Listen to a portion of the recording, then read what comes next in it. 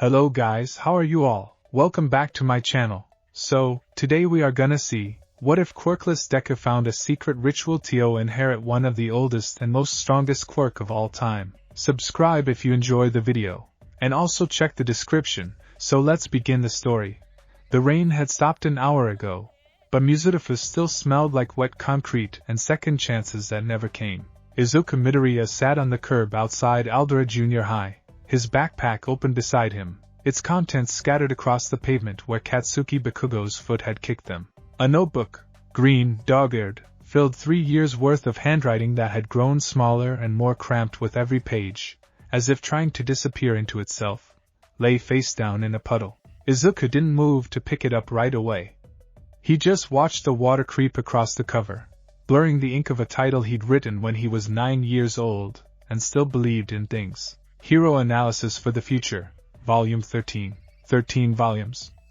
13 notebooks of quirk analysis, hero rankings, move breakdowns, weakness charts, the kind of obsessive cataloging that made his mother worry and made his classmates laugh. 13 volumes for a boy who would never use a single page of it, because a boy without a quirk couldn't become a hero.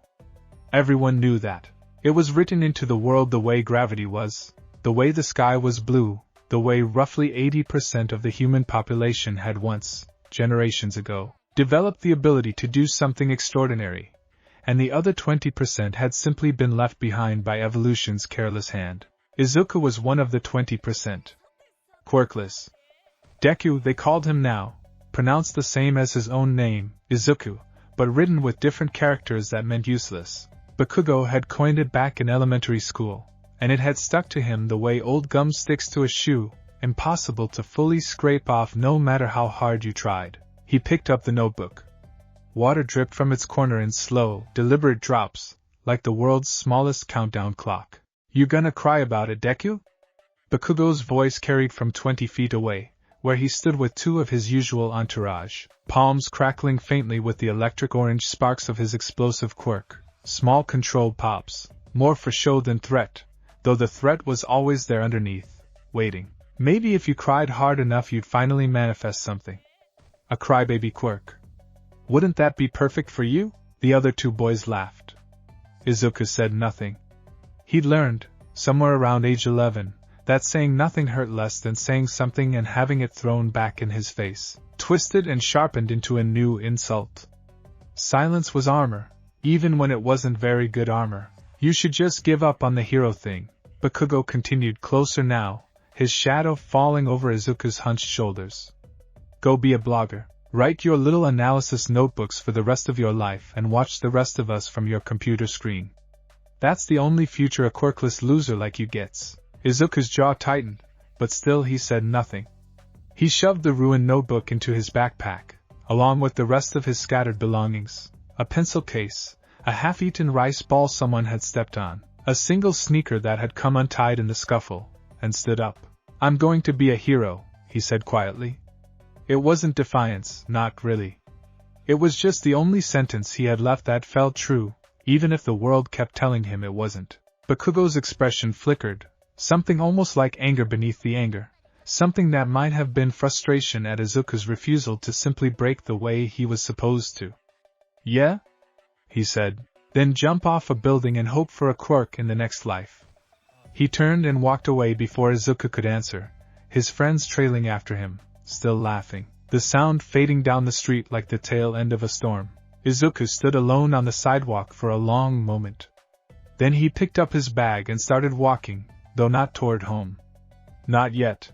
His feet carried him toward the waterfront instead, toward the long concrete embankment that ran along Muzutafu's eastern shore, where the wind off the bay was cold enough to sting and the horizon stretched wide and empty in a way that made his chest feel less crowded. He didn't know, walking there, that this particular afternoon, the 5th of April, 3 weeks after his 15th birthday, was going to be the last ordinary day of his life. The embankment was mostly deserted this time of day, just a few joggers and an elderly man walking a small dog that yapped at the seagulls circling overhead.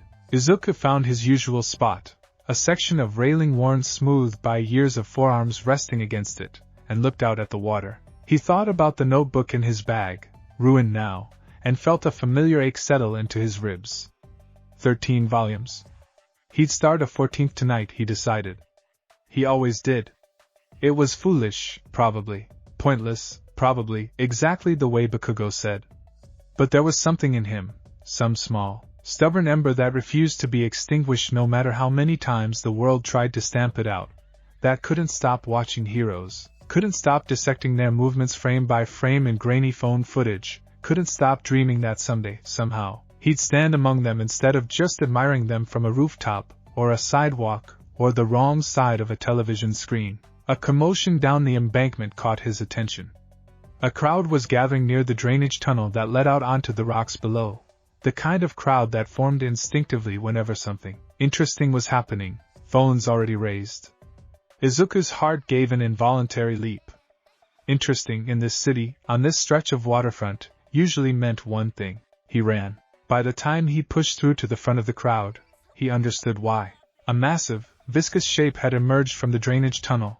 A villain, sludge-bodied, easily 3 times the size of a grown man, with a face that kept shifting and reforming in the churning muck of its own substance. It had grabbed a boy, a middle schooler about Izuku's age, and was forcing its way into the child's mouth, trying to take over his body the way Izuku had read certain shape-shifting or possession-based villains sometimes did. The crowd was screaming, backing away, phones held high to record instead of hands held out to help. Pro-heroes were already visible in the distance. Izuku recognized Backdraft's water cannon spray, Kamui Wood's branch-like limbs extending toward a nearby fire, but they were occupied elsewhere, too far to reach the boy in time, and the villain seemed to know it, seemed to be relishing the desperate futility of the crowd's panic. A quirkless kid can't do anything here, Izuku thought, the way he always thought, the way his brain had been trained by years of hard lessons to think. There's nothing you can do. Watch. Analyze. Learn. That's what you're for. But even as the thought formed, his feet were already moving. He didn't consciously decide to run forward. His body simply did it, propelled by some instinct buried far beneath logic. The same instinct, he would later realize, that had filled 13 notebooks with careful analysis of exactly how heroes moved, exactly how they positioned their bodies, exactly what made the difference between saving someone and being a half-second too slow. He grabbed his own backpack, swung it in a wide arc, and slammed it into what he judged to be the villain's face, or the closest approximation of a face the shifting sludge possessed. It did almost nothing. The villain barely seemed to notice, its attention fixed on forcing itself down the trapped boy's throat.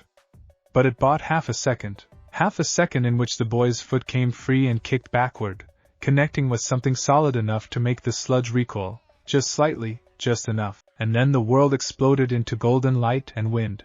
All Might arrived the way he always arrived, like something out of Izuku's dreams made suddenly, violently real. One moment there was only the villain and a screaming crowd and Izuku's own foolish, useless body standing between them. The next moment the sky itself seemed to tear open with the force of the symbol of peace's landing, a shockwave of displaced air knocking Izuku backward off his feet, the villain's sludge form scattering in a spray of muck across the concrete. Have no fear!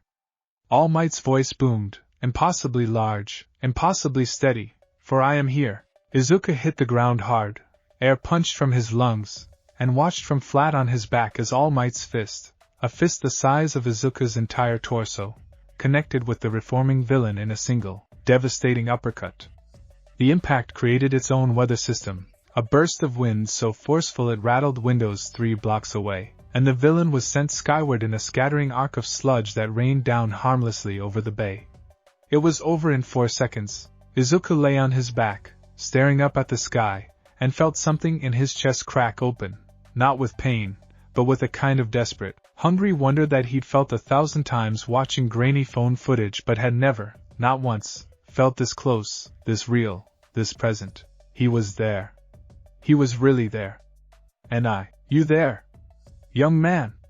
All Might's voice cut through his thoughts, and Izuku scrambled upright to find the number 1 hero crouched beside him, examining him with an expression that mixed concern and mild reproach. That was an incredibly reckless thing to do. Attacking a villain with nothing but a school bag. You could have been killed. I'm sorry, Izuku's words tumbled over each other, half apology, half explanation, half something closer to confession. I saw him grab that kid and I couldn't just. I mean, I know I don't have anything. I know I'm quirkless. But I couldn't just stand there and watch. He stopped himself, mortified at how much he'd revealed in a handful of breathless sentences. But All Might was watching him now with a different expression, something more considering, more focused, as though he were seeing Izuku clearly for the first time. Quirkless, All Might repeated slowly. Yes, sir. Izuku's hands twisted together in his lap. But I still want to be a hero. I know that probably sounds. It sounds, All Might said, and there was something careful in the way he chose the word, like the kind of thing a young man says before he does something very brave and very foolish. For one impossible, soaring moment, Izuku let himself believe that this was the beginning of something, that the number one hero, having just watched a quirkless boy throw himself at a villain with nothing but a backpack and desperate courage, might see in him some spark worth nurturing. He'd read the stories, everyone had, of heroes who started as nothing, who clawed their way up through sheer will. He let himself hope. All Might stood, offering Izuku a hand up, and for a moment his expression softened into something almost gentle. You have the heart of a hero, young man.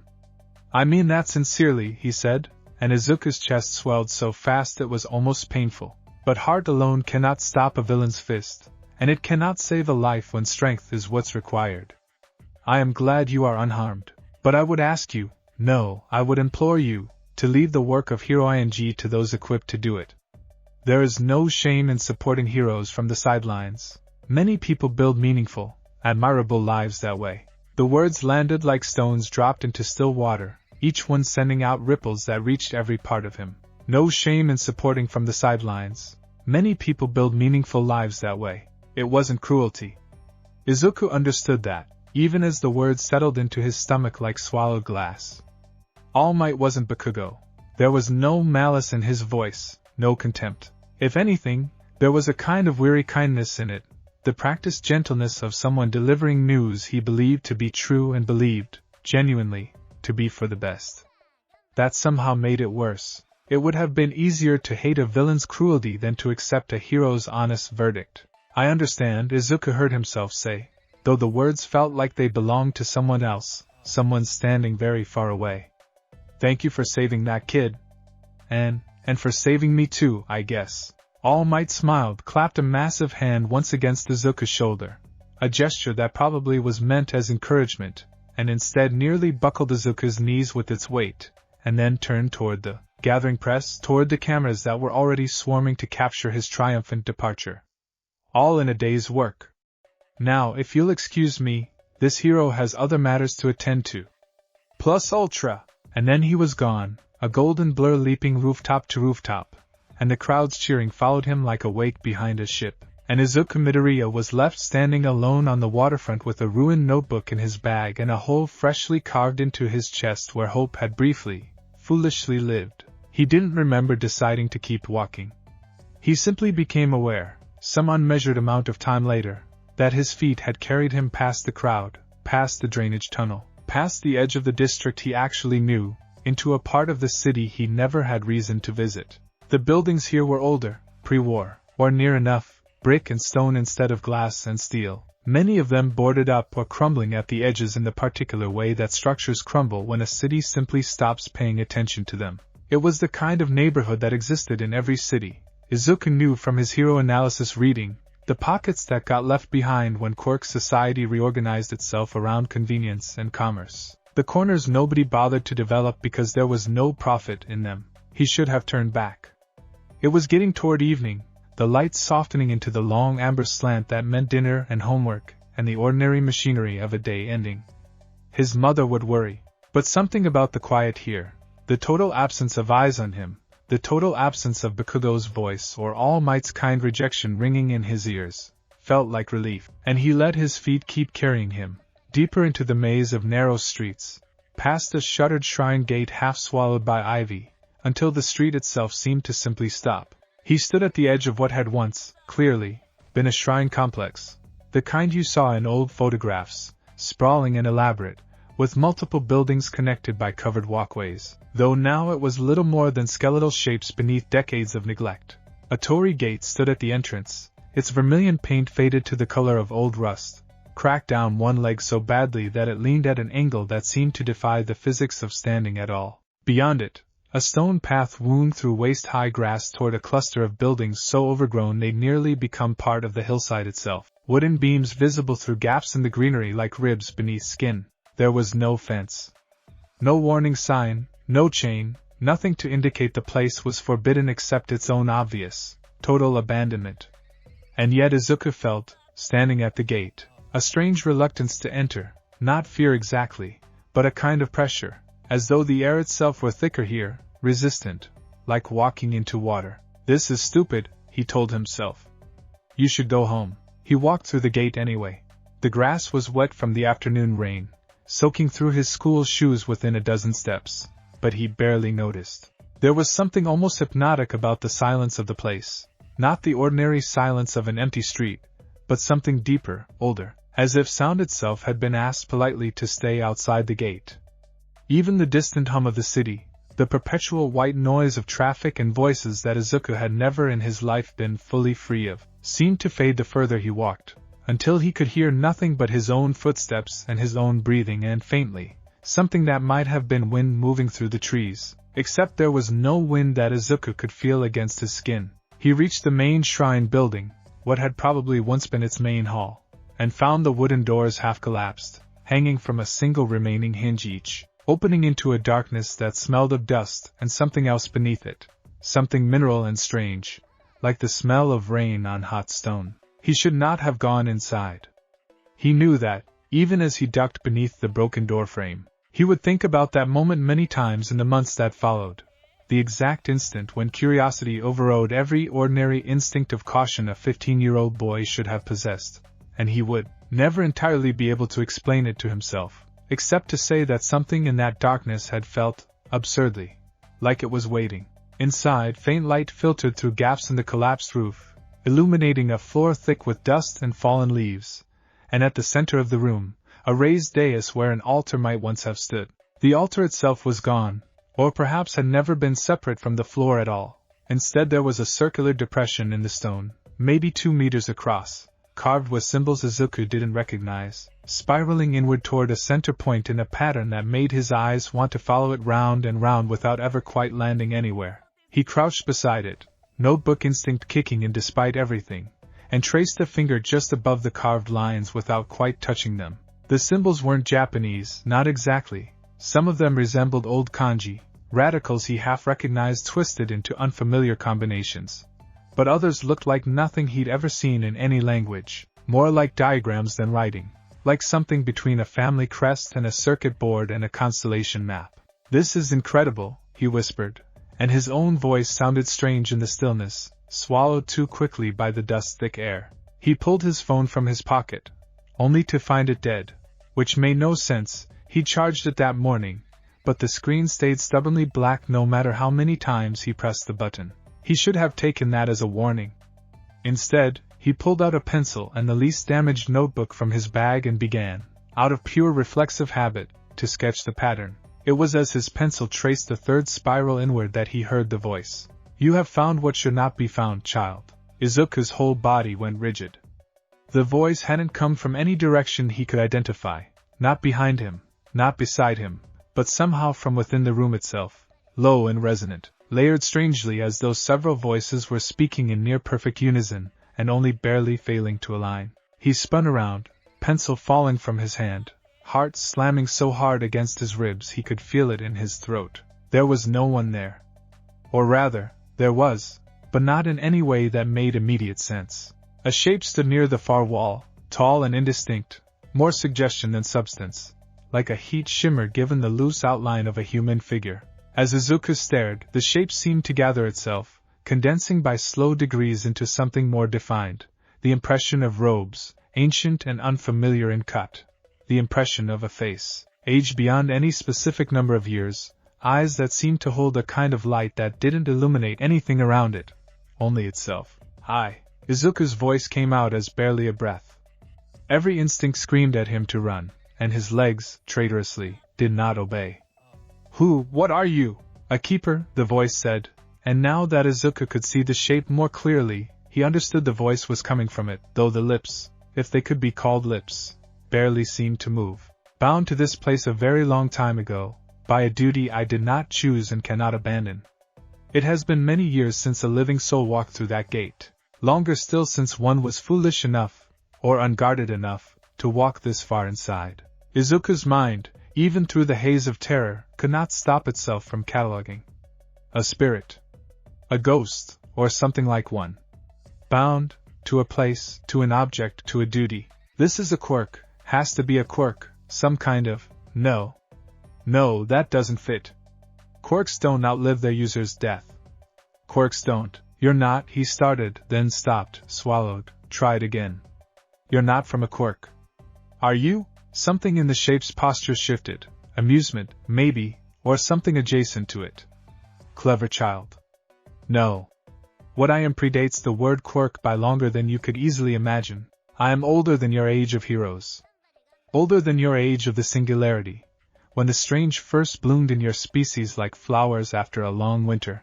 I remember when what you now call quirks had no name at all, when they were still feared as omens, still burned as witchcraft in some corners of your world, before your kind learned to build a society around them instead of against them. Izuku's pencil hand, still trembling, itched with the overwhelming urge to write all of this down, to catalog and preserve it the way he cataloged everything, and some absurd fragment of his brain actually reached for the fallen notebook before the rest of him caught up and remembered to be afraid. Why are you telling me this? He asked instead. Why me? The shape drifted closer, and though it made no sound Izuku could identify as footsteps, he felt the air pressure change, felt something like static prickling across his skin the way it did before a lightning storm. Because you crossed the gate, the keeper said. Because you knelt at the circle and traced its lines with wonder instead of fear. Because I have watched you, child, from the moment you stepped beneath that broken torii, and I have seen what stands behind your eyes. What do you mean? Emptiness, the keeper said, and the word landed in Izuku's chest like a physical blow. Because it was true. Because it was the truest word anyone had said to him all day, truer than Bakugo's cruelty, truer than All Might's kindness. Because emptiness was exactly what he'd felt standing on that waterfront with his ruined notebook and his ruined hope. You have been told, again and again, by voices large and small, cruel and gentle, that you are nothing, that you were born with nothing, and will therefore accomplish nothing, and the shape of your whole life has already been decided by an absence in your blood that you did not choose and cannot change. Izuku's eyes stung. He hated that they did, hated that this strange, ancient, half-formed thing could see so precisely through him with only minutes of observation, could name the wound so exactly that it felt like being unwrapped, layer by layer, down to something raw. That's not, he started, and his voice cracked, and he hated that too. That's not fair. You don't know anything about me. I know that a boy without power ran toward a villain today rather than away from it, the keeper said, its tone shifting into something Izuku couldn't quite name, not mockery, not pity, something closer to genuine, ancient curiosity. I know that this same boy filled volume after volume of a notebook with dreams he was told, by everyone who claimed to love him, were impossible. I know that he stands now in a ruin that time itself has tried to erase, in the last hour of the worst day of his short life, and instead of turning back toward the comfort of his home, he knelt down to study a pattern he did not understand, because some part of him could not stop reaching for more, even here, even now, even with nothing left to reach for. Izuku said nothing. There was nothing to say. Every word the shape spoke landed with the precision of something that had clearly been watching him far longer than the few minutes since he'd stepped through the shrine's ruined doorway, and some distant, still functioning part of his brain understood that this, too, should have terrified him more than it did. Instead, it felt almost like being seen, fully and completely, for the first time in longer than he could remember, and even wrapped in fear, that recognition ached with something close to relief. I am going to offer you a choice, Izuku Midoriya, the keeper said. Izuku's head snapped up. You know my name. I have had a very long time to learn many things, the shape replied, unbothered. Listen carefully, child, because what I offer is not given lightly, and it has not been offered to a living soul in longer than your civilization has kept written records. Beneath this hall lies a chamber, and within that chamber lies a right that predates your one for all, predates your all for one. predates every quirk that has ever been passed hand to hand or born in blood down through your family lines. It is older than the word quirk itself, from a time before your society learned to name what it feared. Those who carried it were called many things across many centuries: vessels, embers, first bloods. What matters is this: it can be given, not born. Given. And I am bound to offer it, when one arrives who is worthy of the offering. Izuku's heart was pounding so hard now it felt like it might crack a rib. Why hasn't anyone taken it before? If it's this powerful, because power such as this does not come without cost, the keeper said, and for the first time something like genuine weight entered its voice, something that made the hair on Izuku's arms stand on end. It is not stockpiled like your one for all, passed gently from a willing predecessor to a chosen heir with nothing asked in return but strength of spirit. This right takes. It always has. What it takes differs from vessel to vessel. Memory, sometimes. Years of a life not yet lived, sometimes. A fragment of the self that once existed, reshaped into something the power requires to take root. I have watched centuries of the desperate and the ambitious find their way to this gate, sensed that something waited beyond it, and turned back the moment they understood the price. Only a handful, across all the ages I have kept this place, have chosen to pay it. What happened to them? Izuku's voice was barely above a whisper now. Some became legends whose names your history has since forgotten, because history, child, is written by the victors, and this right has as often made monsters as it has made heroes. Some paid the price and found the power unbearable, and were consumed by what they had taken on. And a very few, became something your world has never adequately had words for. Not simply strong. Something older than strong.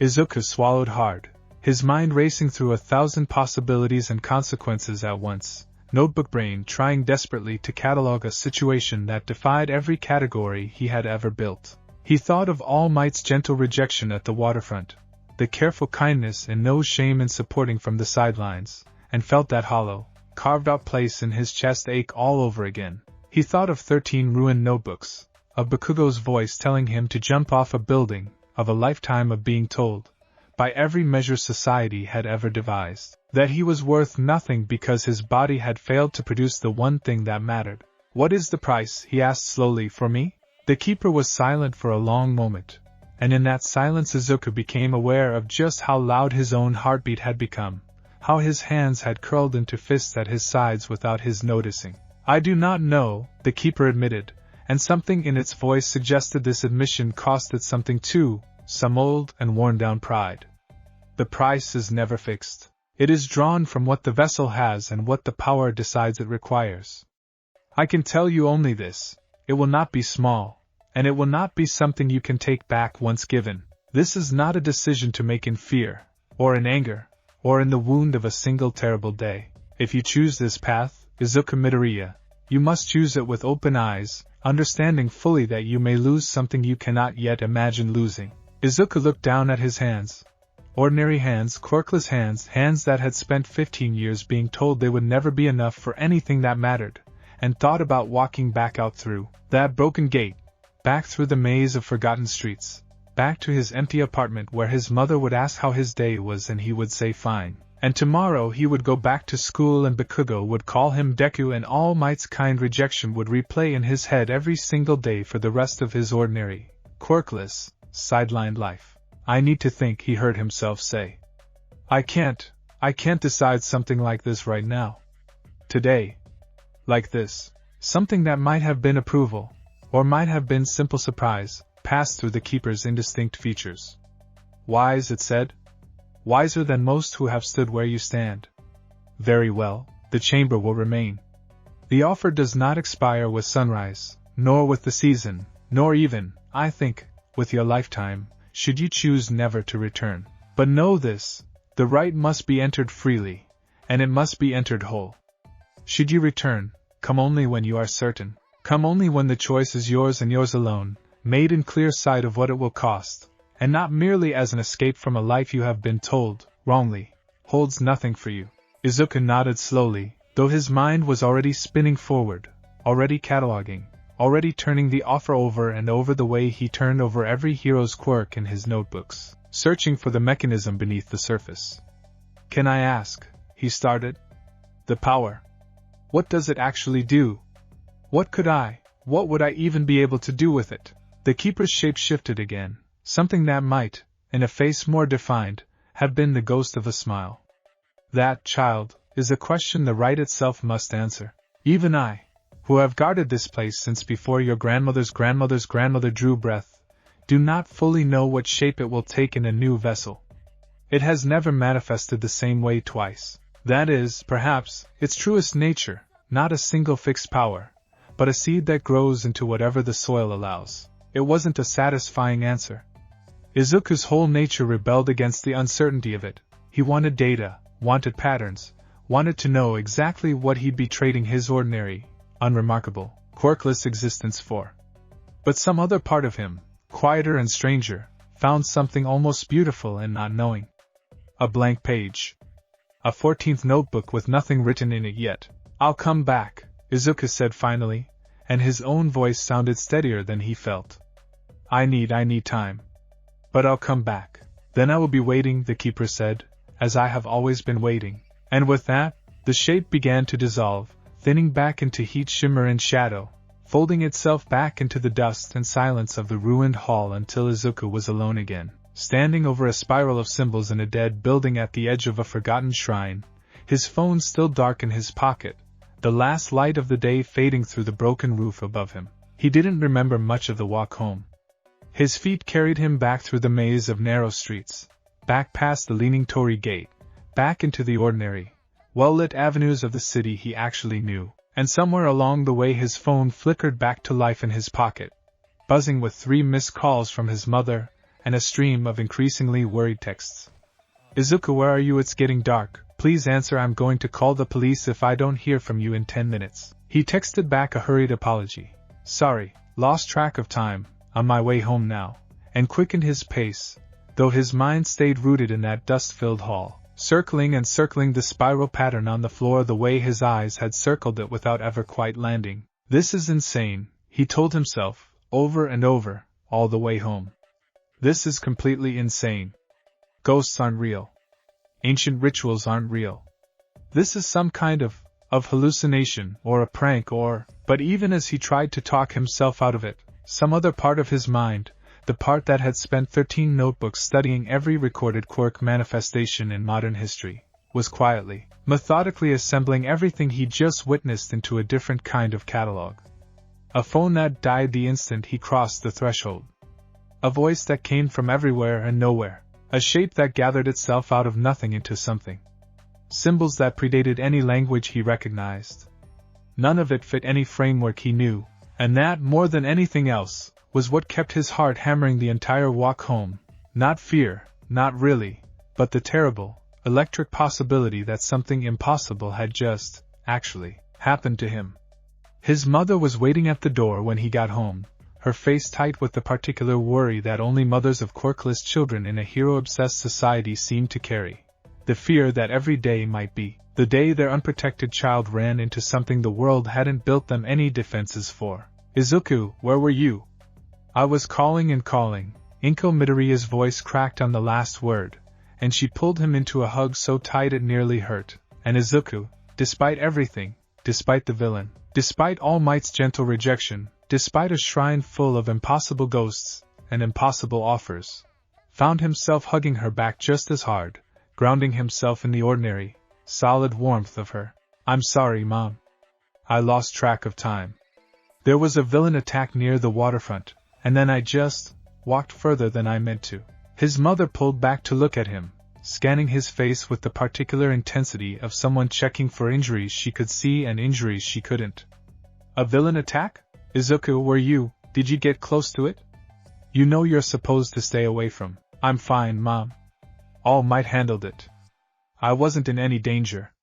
The lie came easier than he expected, and he hated himself a little for how easily it came, but he wasn't ready, not yet, maybe not ever, to try explaining a spectral guardian and a right older than Quirks themselves to a mother who already lay awake some nights worrying about a world that had no place carved out for her son.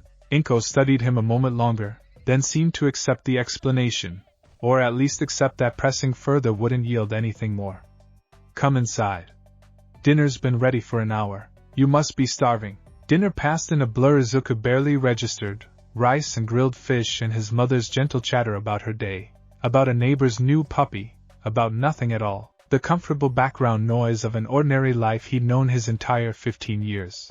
He answered when spoken to, ate what was put in front of him, and the entire time some other part of his mind stayed rooted in a dust-filled hall, replaying the keeper's words over and over. It takes. It always has. After dinner, he retreated to his room, walls still covered floor to ceiling with hero posters and merchandise. All Might's smiling face looking down at him from a dozen different angles. A shrine of his own devotion built years before he'd ever imagined a different kind of shrine existed at the edge of the city, and sat down at his desk with a fresh notebook, the 14th volume, blank and waiting.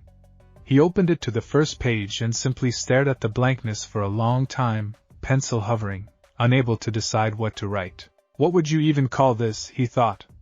Not a quirk. Not exactly. Something older. Something that takes. Finally, he wrote a single line at the top of the page, the only sentence that felt honest enough to anchor everything that had happened that day. I have been offered a choice, and I don't know yet if I'm brave enough, or foolish enough, or desperate enough to make it. He closed the notebook and sat in the quiet of his room for a long time after that, listening to the ordinary sounds of his mother moving through the apartment below, the hum of the refrigerator, the distant sound of traffic through his window, the whole unremarkable machinery of a life that had, up until today, felt entirely, permanently fixed in its shape. He thought about All Might's massive hand on his shoulder, the weight of it, the careful kindness of no shame in supporting from the sidelines. He thought about Bakugo's voice telling him to jump off a building. He thought about 13 ruined notebooks and a 14th just begun, and a spiral of symbols carved into stone by hands that had died so long ago no one remembered their names, and a voice that had looked into him and seen, with terrible accuracy, exactly the shape of the emptiness he carried. It will not be small, the keeper had said, and it will not be something you can take back once given. Izuku lay back on his bed, staring up at the ceiling, at the faint glow-in-the-dark stars he'd stuck there when he was 9 years old and still believed, without complication, that anything was possible for anyone who wanted it badly enough. He didn't sleep for a long time that night. And when he finally did, he dreamed of spirals, and golden light, and a voice with no single source that kept asking him, over and over, in the patient, ancient rhythm of something that had waited centuries and could wait centuries more, "Are you certain, child? Are you certain?" He did not have an answer yet. But somewhere in the deepest, most stubborn part of himself, the part that had never stopped filling notebooks no one asked him to fill, the part that had run toward a villain with nothing but a school bag and desperate courage, the part that Bakugo's cruelty and All Might's kindness had both, in their different ways, failed entirely to kill, he already suspected what his answer would eventually be. The boy who had nothing had just been offered everything, and everything, he was beginning to understand, always came with a price. 3 days passed before Izuku worked up the courage to return. 3 days that felt, in their own way, longer than the 15 years that had preceded them, because for the first time in his life Izuku Midoriya was carrying a secret too large to fit inside any of his notebooks. He went to school. He endured Bakugo's usual venom, sharper than usual that week for reasons Izuku didn't bother trying to parse. Something about a hero course recommendation letter Bakugo had received unprompted from a teacher. An honor Izuku had watched land on his classmate's desk with the particular ache of a boy who would never receive one of his own, not for lack of trying, but for lack of the one thing the system actually measured. He came home. He ate dinner with his mother, answered her questions about his day in the same careful, edited half-truths he'd been offering since the night of the villain attack. He opened his 14th notebook every evening and stared at the single sentence written on its first page. I have been offered a choice, and I don't know yet if I'm brave enough, or foolish enough, or desperate enough to make it, and added nothing beneath it, because he still didn't know what came next. But underneath the ordinary rhythm of those 3 days, something had shifted in him permanently. The way a photograph shifts the moment you know it contains something you weren't looking for the first time you saw it. He caught himself, walking home from school, veering unconsciously toward streets that would take him nearer the old district, only to catch himself and correct course, chest tight with something that was equal parts fear and hunger.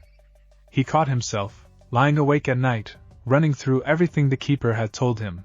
Older than your age of heroes, not born, given. It takes, it always has. Turning the words over and over the way he turned over quirk mechanics in his analysis notebooks, searching for the pattern beneath the surface. The mechanism that would let him understand, and therefore control, and therefore survive. He thought, more than once, about simply not going back. About letting the shrine fade into the category of things that had almost happened to him. A strange dream, a fever born of a bad day, something he would eventually convince himself he'd imagined. It would have been the safe thing to do. The keeper itself had told him as much, in its strange, careful way. Should you choose never to return, the offer does not expire. There was no deadline pressing him forward, no countdown clock ticking down to a moment when the choice would be made for him. And yet, on the fourth day, a Tuesday, Izuku walked home from school along his ordinary route, made it exactly as far as the corner where he was supposed to turn toward his apartment, and simply didn't turn. The shrine looked different in the golden slant of late afternoon than it had in the fading gray of that first evening, less like a ruin swallowed by neglect and more like something waiting, patient and deliberate, for a visitor who understood it wasn't finished with him yet. The leaning torii gate stood exactly as he'd left it, its cracked leg propped at the same impossible angle, vermilion paint the same rust-faded color. The overgrown grass had dried somewhat in the intervening days without rain, rustling against his shoes as he walked the stone path. And this time he noticed details he'd missed before in his fear and hurry. The shapes of what had once been stone lanterns lining the path at regular intervals, most collapsed into rubble now, one or two still standing with their carved openings dark and empty, like sockets where eyes had been. A dry fountain basin, half buried in ivy, its basin cracked clean through. The skeletal remains of what might once have been a small torii-flanked footbridge over a stream that had, at some point in the shrine's long abandonment, simply stopped flowing. He reached the main hall and stood at the threshold for a long moment, the broken doors hanging from their single hinges exactly as before, the dust-thick darkness beyond exactly as still. "I'm here," he said aloud, feeling foolish the instant the words left his mouth, but needing to say something into the silence rather than simply stepping into it unannounced. "I came back." For a moment, nothing happened. The silence held, thick and unbroken, and Izuku's heart began to sink with the sudden, absurd fear that perhaps he had imagined it all, that he'd walked all this way, skipped his usual route home, worried his mother yet again, for the sake of an empty ruin and an overactive imagination. Then the air shifted. That same strange pressure change he remembered from before, static prickling faintly across his exposed skin, and the darkness beyond the doorway seemed to gather itself, thickening in one particular spot into the loose, shimmering suggestion of a robed figure. "You returned sooner than I expected," the keeper said, its voice carrying that same strange layered quality, several tones speaking almost, but not quite, in unison. 3 days is not very long, child, to sit with a choice such as the one I offered you." "I haven't decided anything," Izuku said quickly, stepping through the broken doorway into the dust and gloom. I have questions. I couldn't stop thinking about it, and I realized I don't even know enough to actually decide. You told me almost nothing about what this power even is." Something in the keeper's indistinct postures shifted, amusement again, or something close to it. "A reasonable position." "Very well.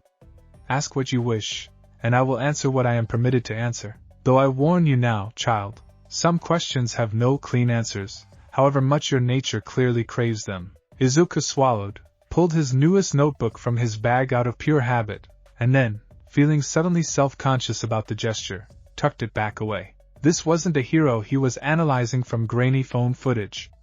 This was something else entirely, something that watched him back. "You said the power predates one for all?" "Predates all for one." What actually happened?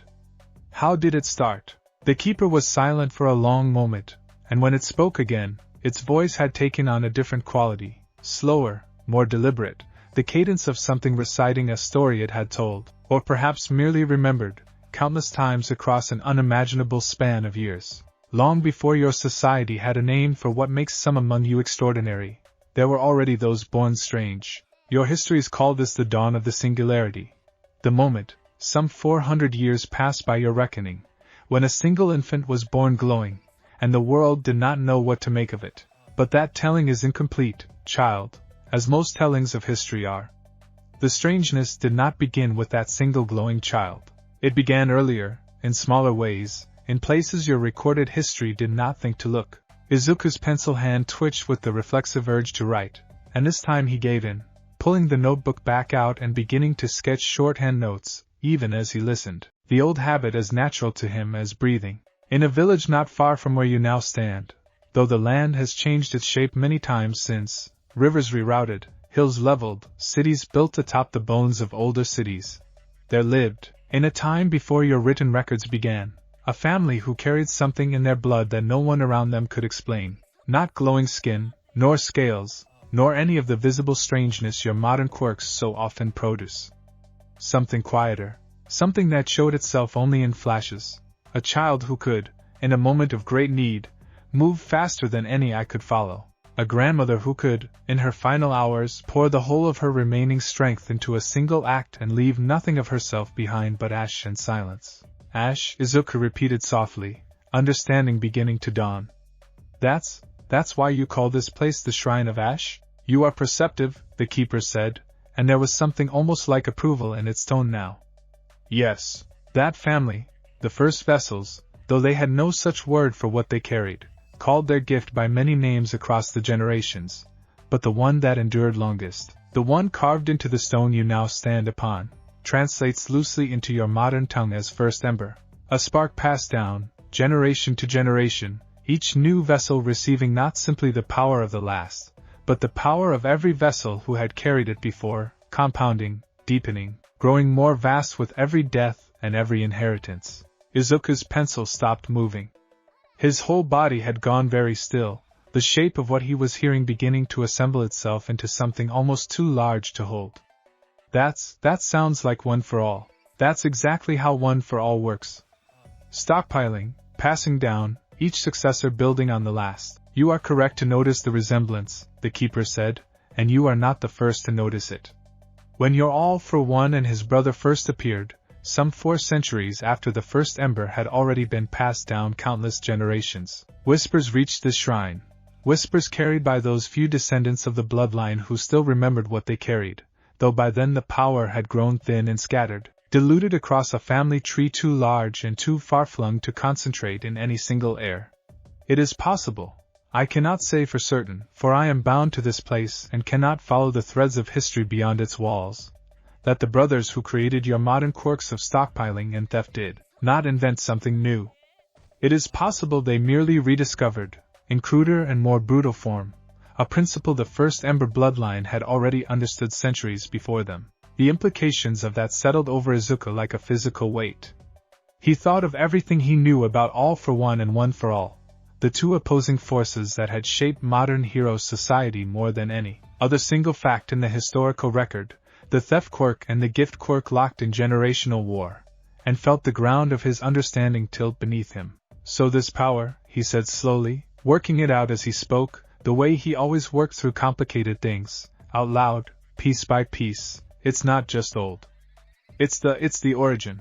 The thing everyone thinks started with All for One might actually go back to your bloodline. To this shrine. Perhaps, the keeper said, with the careful neutrality of something that had learned, across many centuries, not to claim certainty it did not possess. Or perhaps it is simply one branch among many, a smaller river feeding into a larger one, and there were other bloodlines in other corners of your world who discovered similar principles independently, each convinced they alone had found something new. History is rarely so tidy as a single origin point, child, however much your kind seems to crave one. Izuku nodded slowly, still writing, his hand cramping slightly from the pace of his own note-taking. Okay, so what happened to the bloodline? If this power kept compounding, generation after generation, it should be, wouldn't it be unstoppable by now? Why did it stop? Why is it just sitting here, waiting, instead of being carried by someone right now? The keeper's shimmering shape seemed, for the first time since Izuku had met it, to grow smaller, not physically, exactly, since it had no fixed physical form to begin with, but in some quality of presence. some diminishment that felt almost like grief. Because power such as this, compounding without limit across generation after generation, does not remain stable forever, it said quietly. The first ember did not simply grant strength. It demanded a price with every inheritance, a price I told you of already, though I did not tell you its full shape. Memory. Identity. Pieces of the self, reshaped and consumed to make room for what came before. For the first several generations, the price was small enough to bear without much cost, a forgotten childhood memory here, a blurred sense of one's own face in still water there. But as the power grew, generation after generation, vessel after vessel, so too did its hunger. By the time it reached its ninth inheritor, the price had become the whole of who she had been before the rite. A young woman who woke from the ritual with immense strength and no memory whatsoever of the family that had raised her, no memory of her own name, no memory of anything but the compounded weight of 8 lives that were not hers, pressing down on a mind too small to safely hold them. Izuku's stomach turned. What happened to her? She lived a long life, the keeper said, and something in its tone suggested this was not, in fact, a comforting answer. A long, strange, half-hollow life, wearing a power she never chose and could not fully understand, built from a self that had been erased to make room for it. When her time came to choose an heir, she made a decision that had never been made before in the bloodline's long history. She refused to pass the power on. She kept it? She buried it, the keeper corrected. Here beneath this hall, in a chamber sealed with rites of her own devising, rites meant to prevent the first ember from ever again passing hand to hand the way it had for 9 generations before her. She believed, rightly or wrongly, I have never been certain which, that the power had grown too dangerous to keep compounding, that another 9 generations, another 90, would eventually produce a vessel with nothing left of themselves at all, a hollow shell wearing unimaginable strength like a mask over an absence. And so she sealed it. And she bound a keeper to this shrine, bound me, though I was, once, something other than what I am now, to guard the sealed chamber and to offer the rite, when it was offered at all, only in its original, unstacked form. A single inheritance. A single price. Not the compounded weight of 9 generations, nor of 90, but of 1. Izuku sat with that for a long moment, pencil finally still in his hand, staring down at pages of frantic, half-legible notes, that suddenly felt inadequate to the size of what he'd just been told. So the power I'd be getting, he said slowly, it's not 9 generations worth. It's not compounded like one for all would be by now, after 8 successors. It's just 1. Yes, the keeper confirmed. A single inheritance, drawn not from a chain of predecessors passing incrementally stronger versions of the same gift, but from the sealed original itself, the raw first ember, as it existed before the woman who buried it ever began adding her own compounded strength on top of it. Still formidable, child. Do not mistake unstacked for weak. The original first ember alone was strong enough that entire villages once whispered of it as something close to divine. But it is not the vast, world-shaking force that 9 generations of compounding might have produced. It is, in a sense, a beginning rather than an ending. A seed rather than a fully grown and monstrous tree. And the price, Izuku said, his voice quieter now? For me. If it's just the original, is it smaller? Would I lose less than she did? The keeper's shape drifted closer, and Izuku fought the instinct to step back. I do not know, it admitted. The price has never been purely a function of the power's size. It is drawn as much from the vessel as from the gift itself, what the vessel already carries, what they can afford to lose. What the right judges necessary to make room for something so much larger than an ordinary human soul was built to hold. I have watched vessels pay small prices for small takings and monstrous prices for the same. I cannot promise you safety, Izuku Midoriya. I can promise you only honesty, which is a poor substitute, I know, for the certainty your nature so clearly wants. Izuku closed his notebook slowly, his hands not quite steady. Somewhere above them, through the gaps in the collapsed roof, a bird called out, an ordinary, mundane sound that felt strangely out of place after everything he'd just heard, a reminder that the world outside this hall continued on, indifferent to the enormity of the conversation happening within it. Can I see it? He asked finally. The chamber. Where it's sealed. I want to see it before I decide anything. The keeper considered this for a long moment, its shimmering form flickering slightly, as though weighing some calculation Izuku couldn't follow. That is not typically permitted, it said slowly. The chamber is meant to remain sealed until the moment of the rite itself, so that no vessel enters it merely to satisfy curiosity, and then retreats, disturbing what was sealed for good reason without completing what disturbing it requires. I'm not asking to disturb anything, Izuku said quickly. I need to understand what I'm choosing. I can't make a decision this big based on a story, even if the story is true. I need to see it. Please. For a long moment, the keeper said nothing at all, its indistinct shape simply hovering in the dust-moted light, and Izuku wondered if he'd asked for something genuinely forbidden, something that would end this conversation the way an unwelcome question sometimes ended conversations with adults who preferred children not pushed too hard against the boundaries of what they were told. Then, slowly, the keeper drifted toward the raised dais at the center of the hall. The same circular depression in the stone Izuku had knelt beside on his first visit, its spiraling symbols still visible beneath a fresh layer of settled dust. Very well, it said. But understand, child. Once you have seen what lies below, you cannot unsee it. Some doors, once opened even briefly, leave their shape behind in the mind of whoever opened them, whether or not they ever stepped fully through.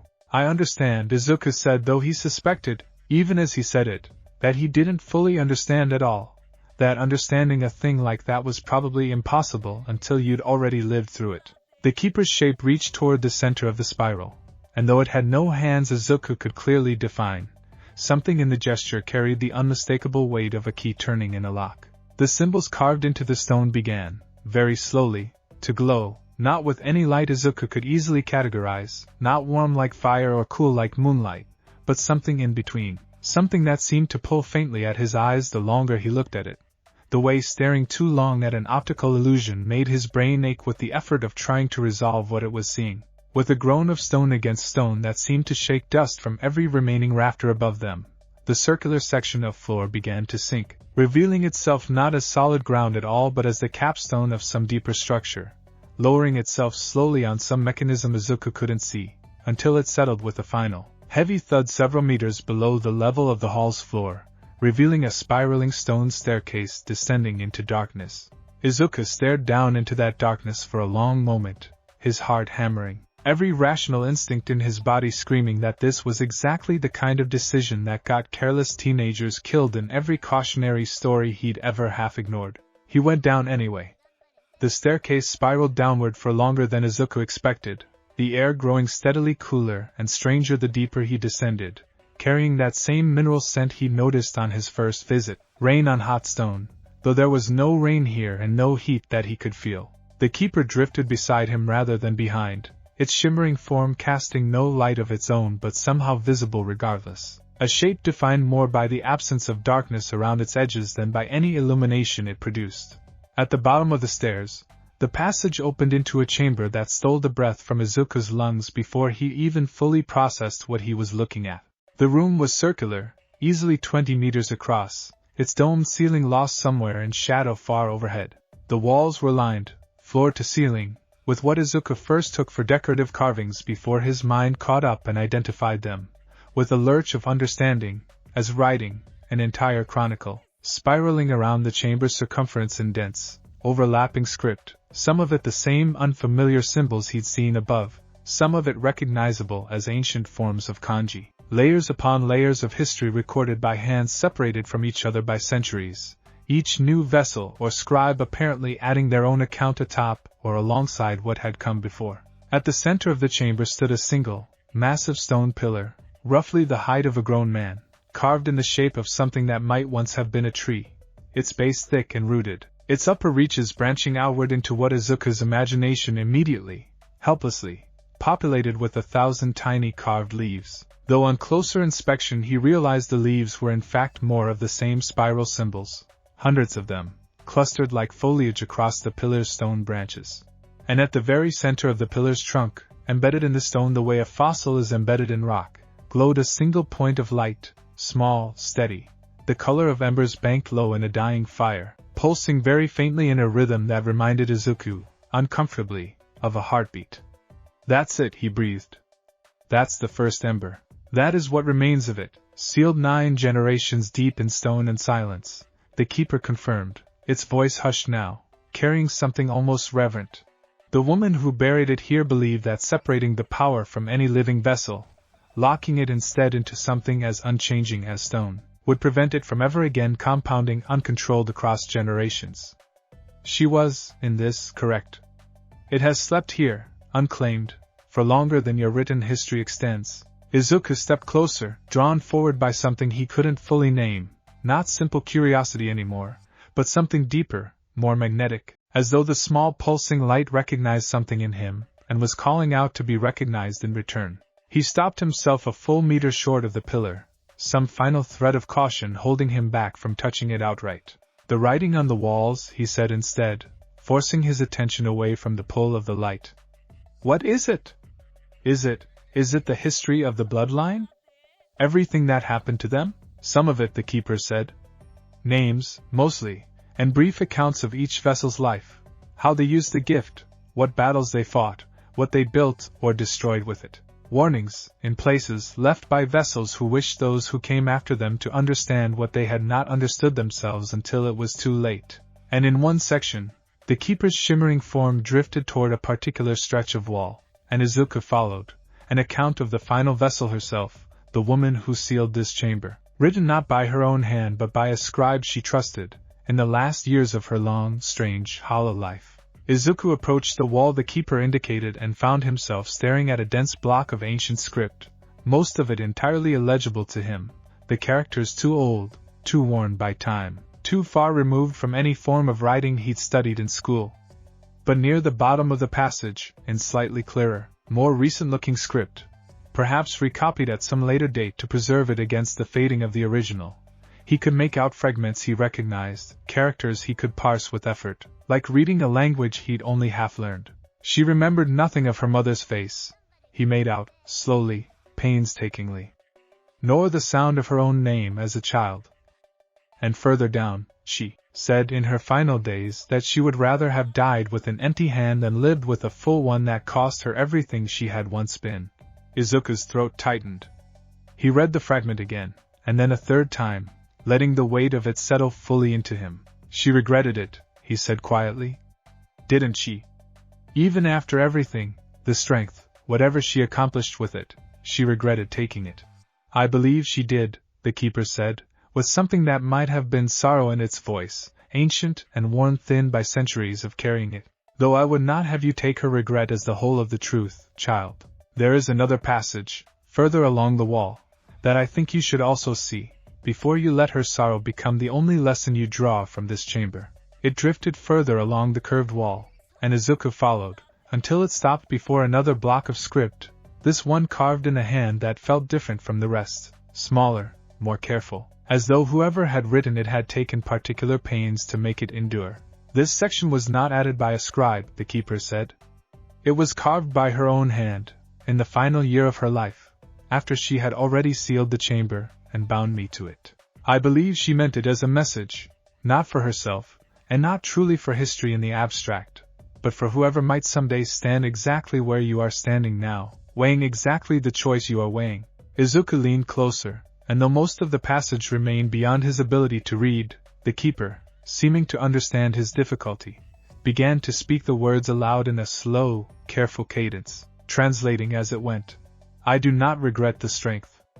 I regret only that I did not understand, when I chose it, that strength and self are not separate things to be traded one for the other, but a single scale that must be balanced with care, with humility, and with eyes fully open to what is being weighed. To whoever stands where I once stood, do not choose this because you believe yourself to be nothing without it. Choose it, if you choose it at all, only because you already know yourself to be something, and wish to become more, not because you hope this power will fill an emptiness that only you can fill, by living, by choosing, by refusing every day to disappear into the shape the world has carved out for you.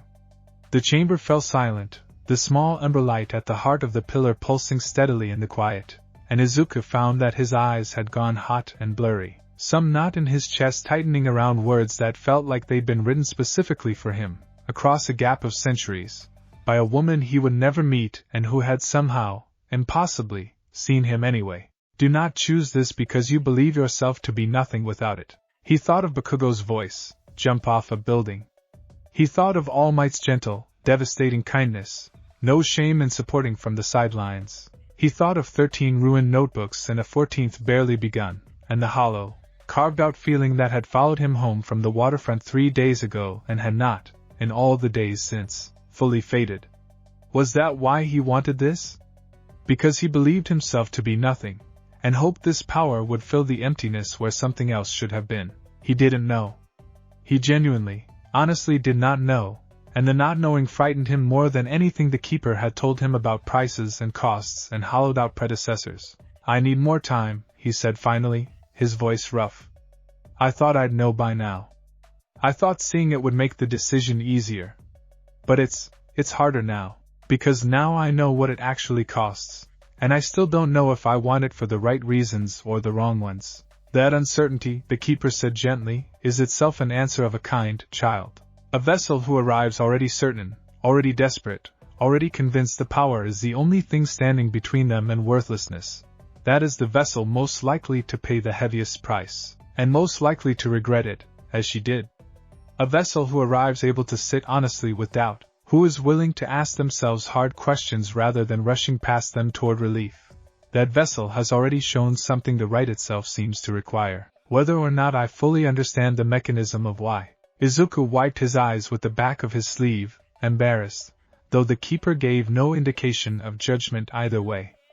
Can I keep coming back? He asked. To think. To ask more questions. I don't want to rush this. You may come as often as you wish, the keeper said. I have waited far longer than your entire lifespan for someone to ask the right questions before reaching for the answer. A few more weeks, even a few more months, cost me nothing that centuries have not already cost. Izuku nodded, and together they climbed back up the spiral staircase, the small ember light of the sealed pillar fading behind them into darkness, though its faint, steady pulse seemed to linger in the back of Izuku's mind long after he could no longer see it. Like an afterimage burned into the inside of his eyelids. At the top, the circular capstone rose back into place beneath them with the same grinding groan of stone, sealing the chamber once more beneath the dust and silence of the ordinary world above. Izuku walked home slower than usual, his mind too full to hurry, the ordinary streets of his neighborhood feeling strange and unfamiliar around him after the weight of everything he'd just seen and heard. The way an ordinary room sometimes looks strange after you've been staring at something impossible for too long. He thought about the woman's carved words the entire way. Do not choose this because you believe yourself to be nothing without it, and turn them over and over, examining them from every angle, the same way he examined a hero's fighting style in his notebooks, searching for what was true and what was merely comforting and what might, in the end, be both at once. He thought about the version of himself that had run toward a villain 3 days ago with nothing but a school bag and desperate courage, and wondered whether that boy had done it because he believed himself to be something worth risking, or because some part of him had, in that moment, simply wanted proof. Proof to himself, to the crowd, to All Might, to the whole indifferent machinery of a society built around a gift he'd never been given, that he mattered, quirk or no quirk. In a world that measured matching almost exclusively by what your blood had or hadn't given you. He didn't know the answer. Not yet. But for the first time since the villain attack, since All Might's gentle rejection, since the whole terrible, hopeful, hollow shape of that first afternoon, he found himself thinking not just about what the power might let him become, but about who he already was. About 13 notebooks filled without anyone asking him to fill them. About a boy who kept dreaming even when every voice around him insisted the dream was foolish, about the stubborn, quiet ember that had never, despite everything, fully gone out. Maybe, he thought, walking the last stretch home beneath the sky just beginning to turn the deep orange of early evening, that ember had always been there, long before any shrine, long before any keeper, long before any ancient bloodlines compounded, terrible gift. Maybe the question wasn't whether the first ember could fill the emptiness in him. Maybe the question was whether he was ready to let something so much larger than himself take root in a self he was only just beginning to understand he already possessed. He didn't have an answer that night either. But when he opened his notebook before bed and looked again at the single sentence written on its first page, he picked up his pencil, and beneath it, for the first time, he wrote a second line. I don't think the choice is between having something and having nothing. I think it might be between who I am now, and who I'd have to become to carry what waits beneath that hull. I don't know yet if those are the same person. He closed the notebook, turned off his lamp, and lay awake a long time in the dark, listening to the ordinary sounds of his mother moving through the apartment below, thinking of Emberlight pulsing steady and patient in a sealed stone chamber, waiting, as it had always waited, for someone to ask the right questions before reaching for the answer.